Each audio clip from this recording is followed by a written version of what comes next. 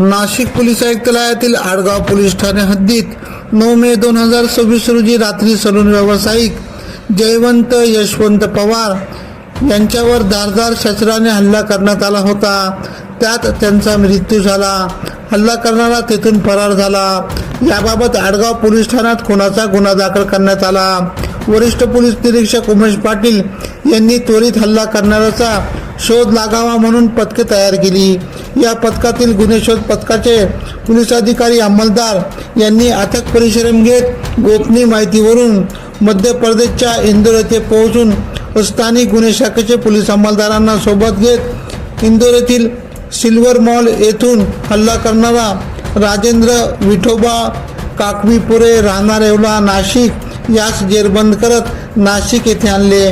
सदरची कामगिरी आडगाव पोलीस स्टेशनचे वरिष्ठ पोलीस निरीक्षक उमेश पाटील यांच्या मार्गदर्शनाखाली सहाय्यक पोलीस निरीक्षक निखिल बोंडे, गुन्हे शोध पथकाचे पोलीस उपनिरीक्षक विकास पंचमुख, पोलीस हवालदार दादासाहेब वाघ, पोलीस हवालदार इम्रान शेख, शिवाजी आव्हाड, निलेश काटकर, मनोज परदेशी, सुमित शिंदे, शक्ती पेंढारकर, मनोज मोरे, रवींद्र लिलके, अक्षय गोसावी, दीपक भुजबळ, प्रीतम बोराटे, महिला पोलीस हवालदार वैशाली बच्चा तसेच इंदर गुन्हे शाखेचे अमित कटियार, ओम यादव, अमित शर्मा, कैलास भंवर व अशोकजी यांनी सदरची कामगिरी पूर्ण केली।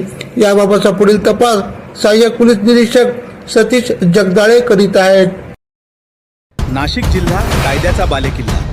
AKP न्यूज नेटवर्कसाठी मुख्य संपादक अनवर खान पठाण, नाशिक।